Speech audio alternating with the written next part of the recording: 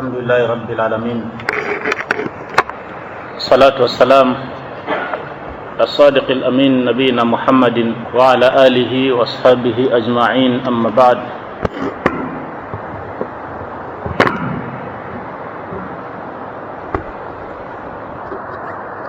Mzangu Islamu, tunaanza kwa kumshukuru Allah subhanahu wa ta'ala aliyefikia katika kila khairi na neema, na miongoni mwake ni mwezi wa Ramadhani kutupata tukiwa hai na wengi wetu tukiwa tuna uwezo wa kufunga. Na Allah subhanahu wa ta'ala tujalie mengi ambayo tutayafanya katika mwezi huu mtukufu wa Ramadhani katika ibada, aweze kututakabalia.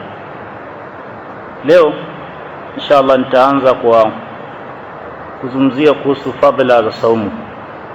Jambo la kwanza kabisa, ndugu zangu Waislamu, ni kuwa saumu ni moja katika ibada ambazo zinamsaidia Muislamu kuzidisha ucha Mungu. Ibada zote huwa zinafanya Muislamu azidishe imani na hata takwa, sababu sisi ahli sunna wal jamaa tunasema kuwa al-imanu yazidu wa yankus, imani huzidi na ikapungua. Na uzidi kwa Muislamu kumcha Allah subhanahu wa ta'ala kwa kufanya ibada ikiwemo saumu, na upungua kwa kumuasi Allah subhanahu wa ta'ala. Na miongoni mwa maasi ni Muislamu kuacha mambo ambayo Allah amemfaradhishia kuyafanya, ikiwemo kufunga Ramadhani. Allah subhanahu wa ta'ala anasema, ya ayyuhalladhina amanu kutiba alaykumus siyam, enyi mlioamini mumefaradhishiwa juu yenu funga. Na Allah hapa anakusudia hii saumu ya Ramadhani, kama kutiba ala alladhina min qablikum la'allakum tattaqun, kama walivyofaradhishiwa waliokuwa kabla yenu ili mumche Allah subhanahu wa ta'ala. Kwa hivyo aya hii ikawa Allah ameeleza moja katika sababu kubwa za kufaradhishwa saumu ni ili tuweze kuzidisha imani yetu na kuzidisha takwa yetu. Na ndio sababu utapata kuwa hata kwa vijana ambao wana uwezo wa kuoa, uwezo wa nguvu za kimwili, lakini uwezo wa pesa hawana, Mtume sallallahu alaihi wasallam amewaambia kuwa wafunge.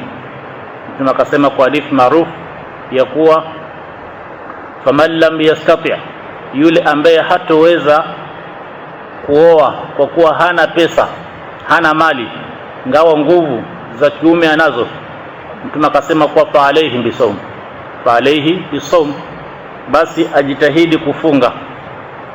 Kwa nini? Kwa sababu ya kuwa Mtume akasema fa innahu lahu wija, kule kufunga kwake ni kizuizi, ni kinga. Na hichi kizuizi ambacho Mtume anakusudia hapa manake ni imani na takwa, kwa sababu takwa ndio inamzuia Muislamu asiingie katika maovu na asiingie katika maasi na asifanye mambo yatakamsababishia madhambi. Kwa hivyo saumu ni moja katika sababu kubwa za kumsababishia Muislamu ucha Mungu. Na kwa hivyo yatakiwa Muislamu anapokuwa anafunga akishe kuwa mambo mawili ameyatimiza. Jambo la kwanza ni ikhlas. Ikhlas maana yake ni kufanya ibada kwa ajili ya Allah subhanahu wa ta'ala peke yake.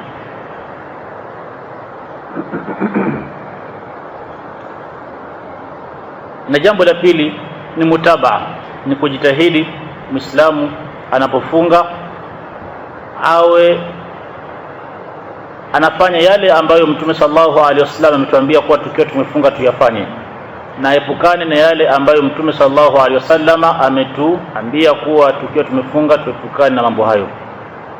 Inshallah tutakuja kuyazungumzia mengi ambayo yanatakiwa Muislamu ajitahidi kuyafanya wakati amefunga, lakini pia yale ambayo hafai Muislamu kuyafanya anapokuwa amefunga. Miongoni mwa fadhila za saumu, ndugu zangu Waislamu, ni kuwa saumu ni moja katika alama kubwa za wacha Mungu. Saumu ni moja katika alama kubwa za wacha Mungu na watu wema. Hadithi iliyopokewa na Anas bin Malik radhiyallahu anhu, na hadithi ambayo ni sahihi. Mtume sallallahu alayhi wasallama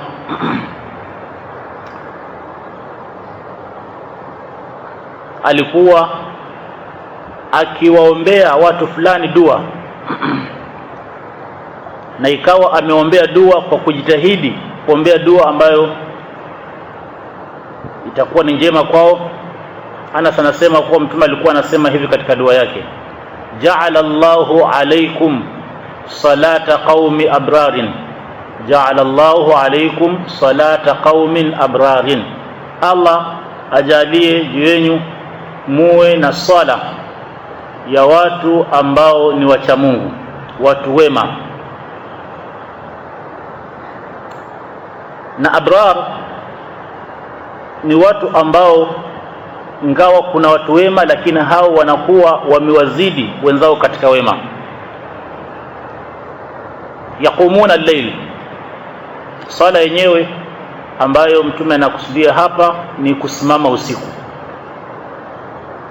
Kwa hivyo moja katika alama za ucha Mungu na mtu kuwa mwema ni kuwa anajitahidi kusimama usiku, qiyamul layl, tahajjud. Kisha mtume akasema wayasumuna an-nahara, na pia wanafunga mchana. Kwa mtume akataja haya mambo mawili ambayo ndio moja, yani ibada ambazo zinamfanya mtu aonekane kuwa ni katika wacha Mungu na awazidi wenzake katika ucha Mungu: kusimama usiku, qiyamul layl, na kufunga mchana. Kisha mtume akasema laisu biathimatin wala fujarin, yani watu hao wema si katika watu ambao wanafanya mambo ambayo yanawatia katika madhambi, wala si watu waovu wanaofanya mambo ambayo ni maovu. Hadithi mpokewa na Abdu ibn Humayd, rajahu Abdu ibn Humayd. Kwa hivyo hapa Mtume sallallahu alaihi wasallama akawa ametaja moja katika alama kubwa za ucha Mungu ni Muislamu kujitahidi katika ibada ya saumu, ibada ambayo huu ndio mwezi wake. Lakini pia akataja ibada ya sala na hasa qiyamul layl, na pia katika mwezi huu tuna qiyamul layl ambao tunaswali tarawih kila baada ya isha. Kumalizia kwa leo nitataja fadhila tatu ambayo ni katika fadhila za saumu. Mtume sallallahu alaihi wasallam anasema ya kuwa ibada ya saumu ni katika ibada ambazo malipo yake ni makubwa zaidi, na hakuna ajuaye malipo yake isipokuwa Allah subhanahu wa ta'ala peke yake. Hadithi iliyopokewa na Imam al-Bukhari na Muslim an Abi Hurairah radhiyallahu anhu qala Rasulullah sallallahu alayhi wasallam, sema mtume rehma na amani ziji yake, qala Allah alisema, kullu amali ibn adama lahu illa siyam, kila amal ya mwanadamu anayoifanya ambayo ni ibada inanasibisha kwake yeye, illa siyama, isipokuwa saumu, fa innahu li wa ana ajzi bihi, saumu kwa hakika ni yangu mimi, ananasibisha kwangu mimi kwake Allah subhanahu wa ta'ala, na hii ni idhafatu tashrif wa ta'dhim, yani ni kumnasibishia Allah ibada hiyo kwa kuonesha kuwa ni ibada ambayo ina utukufu na fadhila. Kisha mtume akasema kuwa Allah anasema wa ana ajzi bihi, na yeye Allah ndiye mwenye kulipa ibada hiyo. Katika baadhi ya riwaya Mtume sallallahu alaihi wasallam alisema kuwa kullu amali ibn adam, kila amali ya mwanadamu ambaye anaifanya anaandikiwa malipo yake kwa mara 10. Ukifanya mfano umefunga siku moja, unaandikiwa kuwa umefunga siku 10, kisha unazidishiwa mpaka inafika mara 700. Mtume akasema isipokuwa saumu peke yake ndio malipo yake ni tofauti kabisa, yani ni zaidi ya mara 10 na pia ni zaidi ya mara 700. Mtume akasema hivyo. Kisha Mtume akasema ya kuwa wasiyamu junna, wasiyamu junnatun, na saumu ni kinga. Yatakiwa Muislamu anapofunga ile saumu yake imzuie na kufanya maovu na maasiya.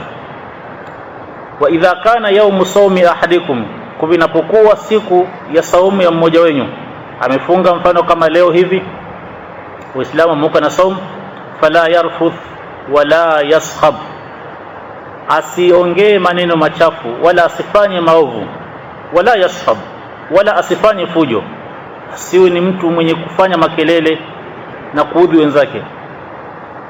Fa in sabahu ahadun au qatalahu, ikiwa atatusiwa na yeyote ama yeyote atataka vita na yeye, falyaqul, basni aseme, inni mru'un saimun, mimi ni mtu nimefunga. Walladhi nafsu Muhammadin biyadihi, Mtume anasema na hapa na yule ambaye nafsi ya Muhammad iko mikononi mwake, la khulufu fami saim, ile harufu ambayo kumtoka aliyefunga na ikawa asili yake inatoka tumboni na si harufu nzuri, atyabu inda Allahi, licha kuwa harufu hiyo si nzuri, lakini mbele ya Allah Mtume anasema atyab, ni harufu nzuri zaidi, inda Allahi, mbele ya Allah, min rihil misk, kuliko harufu ya misk. Anakumaanisha kuwa harufu hiyo licha kuwa hapa duniani tunasikia kuwa si harufu nzuri, na sababu yake ni kwa sababu ya kuwa inatoka kwenye tumbo ambalo halina chakula. Kwa hivyo harufu hiyo siku ya kiyama Allah ataibadilisha iwe ni harufu ambayo ni nzuri kuliko hata harufu ya marashi ya misk.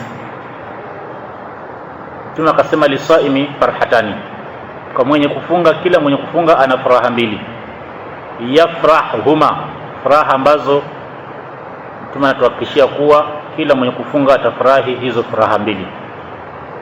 Idha aftara, pindi anapofuturu, fariha, anafurahi.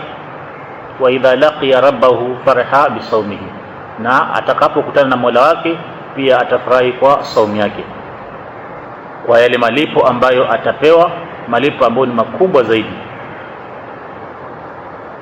Kwa hivyo hii ni hadithi ambayo inaonesha vipi saumu ina malipo makubwa zaidi. Kama tulivyosema, kuna riwaya inasema kuwa kullu amali ibn adam yudha'afu alhasanatu bi'ashri amthaliha, yani kila amali ya mwanadamu anayoifanya malipo yake huwa ni mara 10. Ibada zote, sala, zaka na ibada zingine nyingi ambazo tunazifanya, lakini kisha inazidishwa mpaka inafika mara 700.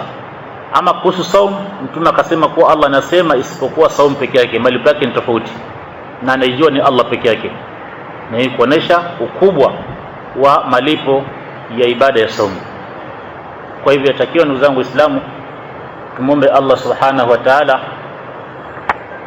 aweze kutakabali saumu zetu ili tuweze kupata malipo hayo ambayo ameahidiwa mwenye kufunga, na tujitahidi katika saumu zetu kujitahidi kufanya mengi ambayo ni mema, tusitosheke na saumu peke yake. Kwa hivyo kuna ibada ya saumu, kisha kuna ibada ya sala, kuna ibada ya zaka na sadaka, kuna ibada ya adhkar, kuna ibada ya kusoma Qur'an.